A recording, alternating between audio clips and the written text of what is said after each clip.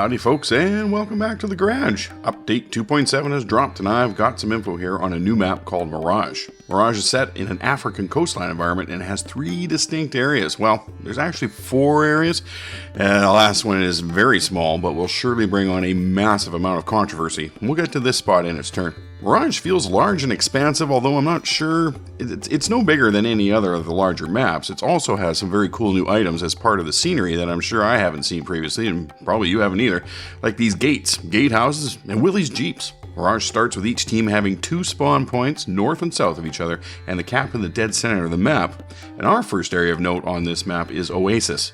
It's the area in the northeast. This rocky area here has 2 nice spots at the top of the ridge where you can shoot into the cap zone from behind these bushes, so if your profile is not too large or you have good gun depression, this can be a great place to reset the cap from. OASIS is also, I feel, the most likely part of the map where heavies will first engage each other. I would stay out of these rocks with a heavy tank, as it is in an area of limited maneuverability, being crowded and a steep climb to boot, which could leave your heavy open to fire from many angles. Heavies will do better to fight between these rocks and the water of OASIS, as this ground offers hull down positions and less steep terrain to fight in. TDs or other supporting vehicles could station themselves in the north of this area to provide sniping fire in support of their heavies. Our next area is the dunes that occupies the majority of the space on the map. Lights, mediums, and the occasional TD that possess good mobility and gun depression will do well in this area, likely enjoying freewheeling battles reminiscent of the dune battles in Oasis Palms map.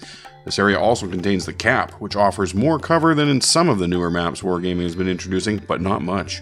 There are many angles from which to pour fire into the cap, including the ridgeline to the north in Oasis. In the south of the map, we have the railway and beach area. Here, there will be flanking by lights, and more lights. Fast medium could also make use of this area to speedily flank the enemy and move into their rear areas for a little TD hunting and general distraction to those fighting in the dunes or oasis areas. Well, folks, that's our look at... Oh, okay, I did promise you that 4th area. Damn it, Jim, I'm a doctor, not a storyteller. Alright then, this area right here is Scumbag Paradise. It's the only accessible water on the map that's deep enough to drown you. Yep, even a mouse can die in here. You might want to cover this area and the cap if the enemy only has 1 tank left at the end of the match. I feel that this area will be causing a lot of controversy over the next while, not just from cowardly scumbags, but from some treasure hunters as well.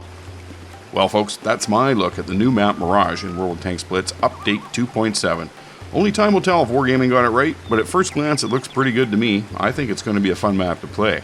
If you like these videos, please consider hitting the thumbs up underneath, and if you really like these videos, why not subscribe? You'll get a notice every time we share more awesome content, and that way you won't miss out.